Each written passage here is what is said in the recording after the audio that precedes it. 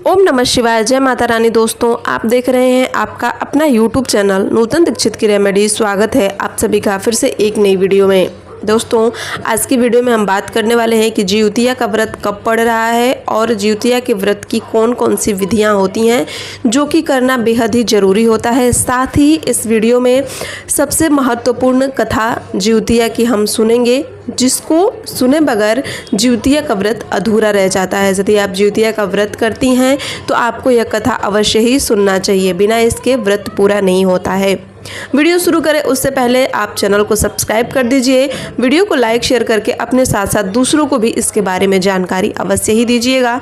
Video में last तक बने रहिएगा, क्योंकि अगर आप वीडियो छोड़ के चले जाएंगे तो जो भी जानकारियाँ आपको बताई गई हैं वो जानकारियाँ समझ में नहीं आएंगी और बातें अधूरी रह जाएंगी। सबसे पहले सुन लेते हैं कथा।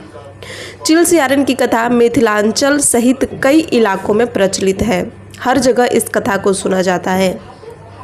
इस कथा के अनुसार एक समय एक वन में एक पेड़ पर एक चील रहती थी। पास में वहीं झोपड़ी में झाड़ी में एक सियारन भी रहती थी। दोनों में बहुत अच्छी दोस्ती थी। चील जो कुछ भी खाने को लेकर आती उसमें से सियारन के लिए अवश्य हिस्सा रखती और उसको देती। सियारन भी चीलों के लिए ऐसा ही करती और उसका ऐसे ही ध्यान रखती। एक बार की बात है कि वन के पास एक गांव में औरतें जिउतिया की पूजा की तैयारी कर रही थी। चीलों ने उसे बड़े ध्यान से देखा और इसके बारे में अपनी सखी सियारन को बताई। दोनों ने इसके बाद जिउत पुत्रिका का व्रत रखा। दोनों दिन भर भूखे प्यासे रहे, मंगल कामना करते हुए व्रत किया। लेकिन रात में सियारन को तेज भूख और प्यास सताने लगी। सियारन को जब बर्दाश्त नहीं हुआ तो वह जंगल में जाकर उसने मांस और हड्डियों से अपना पेट भर लिया। चीलों को जब हड्डी चबाने की आवाज़ सुनाई दी तो उसने सियारन से पूछा, तो सियारन ने सभी बात चीलों को बताई। इस पर चीलों ने सियारन को खूब डांटा और कहा कि जब व्रत नहीं किया जाता तो संकल्प क्यों लिया था।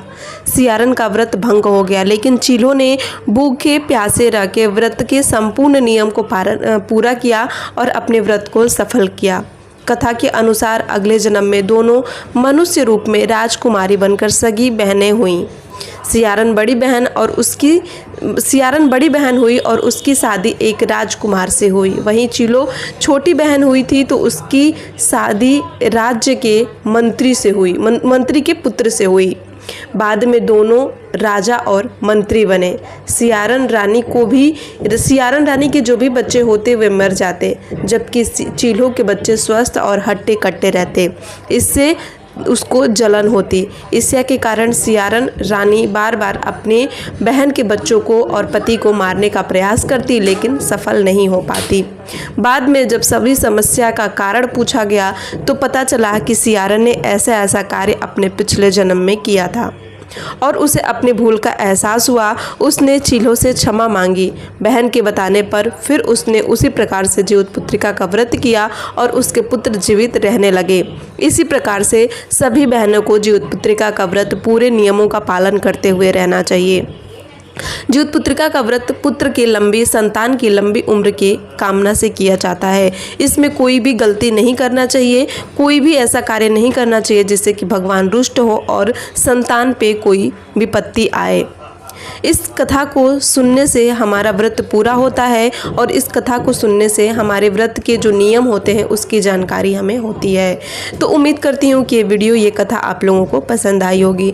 वीडियो कैसी लगी कमेंट करके हमें ज़रूर बताइएगा। जो लोग जिउतिया का व्रत करते हैं उन्हें सरगी खाने का रिवाज होता है और साथ ही उन्हें तरोई के पत्ते पे सभी सरगी के सामग्री में से अपनी सास के लिए और अपने पूर्वजों के लिए, चीलो सियारन के लिए बायना निकालना होता है। जिनकी सास नहीं होती हैं उन्हें यह कार्य करना होता है, लेकिन जिनकी सास होती हैं वो सास ही यह सभी कार्य करती हैं, बहू को यह कार्य नहीं करने होते हैं।